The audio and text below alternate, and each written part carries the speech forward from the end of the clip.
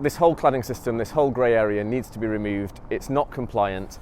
It's hard to say, but this system could go up in flames. That's terrifying to think that this is your home, your haven, and it's so unsafe. It's worrying, and we just want to fix it. We just want permission to get on and get it fixed. Tom says his life's been put on hold since finding out the Manchester high-rise he calls home has safety issues costing millions to fix. It impacts me, it impacts my neighbours. Once you know you've got an issue like this, you can't really move on, you can't really change things in your life. So in the time since we found out, in the last 5.5 years, I've had neighbours who've had babies who can't move into houses because they can't sell. I've got people who've got divorced who then can't move on with their lives. And we're totally stuck, we're trapped. Do you think the Building Safety Act is working? The Building Safety Act is not working, not yet. If this was my house on a street and I knew I'd got this problem, I would go out and I would fix it straight away. But we're in the hands of so many other people, so many other agencies that we have to deal with, the freeholder, etc., who control the building.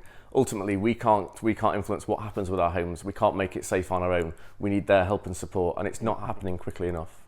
Tom's hoping work will start shortly, and he's thankful most of the costs will now be covered as they're protected by new laws. But the end isn't in sight yet. And I'm talking to friends and family, they still can't believe that it's so many years after the tragic fire at Grenfell that we haven't made progress, that we haven't made our home safe.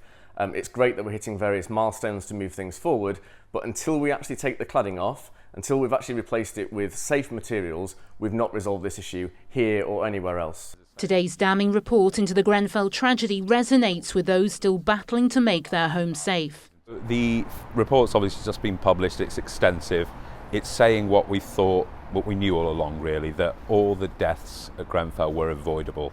So what that tells us now is that this government, Sir Keir Starmer, Angela Rayner, need to get on with making our homes safe across the country with no further delays. Have the people who build our homes and are responsible for keeping them safe really learnt lessons from Grenfell?